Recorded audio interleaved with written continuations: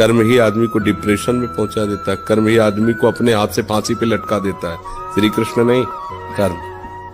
श्री कृष्ण तो करुणामय है, उनके द्वारा नहीं। हमारा कर्म इतना प्रचंड होता है, जो हम कर्म करते हैं वो इतना बलवान होता है, भाग के चाहे जहां विश्व में चले जाओ, तुम्हें दंड दिए बिना बख्शेगा नहीं। इसीलिए हम श्री कृष्ण की शरण में आए हैं कि इनसे बड़ा बलवान कोई है नहीं। कर्म की प्रबलता को रोक करके हमें ये प्रश्न करता है कि मैं बहुत दुखी हूं, कोई उपाय बताइए निवृत्ति का।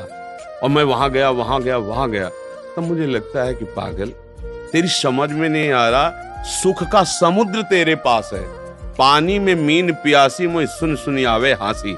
बाहर भटकने से क्या होगा?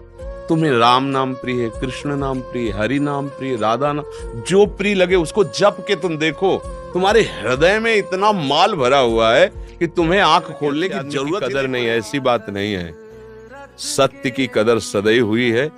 हाँ, दो चार लोग तो ऐसे रहते ही हैं जो निंदा स्तुति कर, लेकिन सत्य में एक पावर होता है, उसके सामने कोई टिक नहीं सकता। अगर सत्य है तो उसके सामने टिक नहीं सकता, पीछे से भले। और सत्य की रक्षा सत्य है।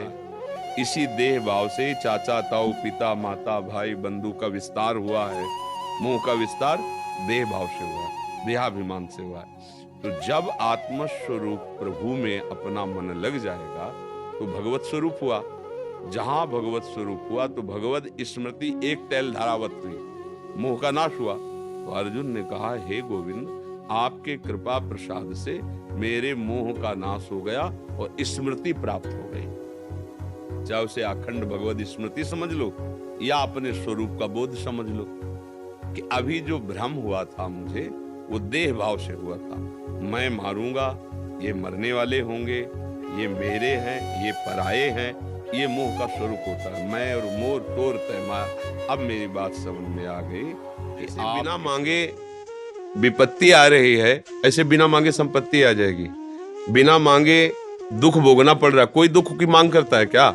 लेकिन सबको भोगना पड़ रहा है। ऐसे बिना मांगे सुख आ जाएगा कैसे? पूर्व में आपका जमा है पुण्य और पाप, ये नवीन कर्म है भजन, ये नवीन खेती है। अभी जब पकेगी तब आपको फल प्राप्त होगा। हमें लगता है अगर ये मिल जाए तो सुंदर, जब ये मिला, ये मिल जाए तो पूरा जीवन निकल जाता है। कुछ मिला, हाथ लगा, पापाचरण इकट्ठा होते रहते हैं, दुर्गति का लक्षण इकट्ठा होता रहता है। बच्चा कहीं कोई सुंदर नहीं, लौटो, तुम्हारे हृदय में ही बैठा है परम सुंदर, उसको झांक लो तो निहाल हो जाओगे, बाहर कुछ सुंदर नहीं।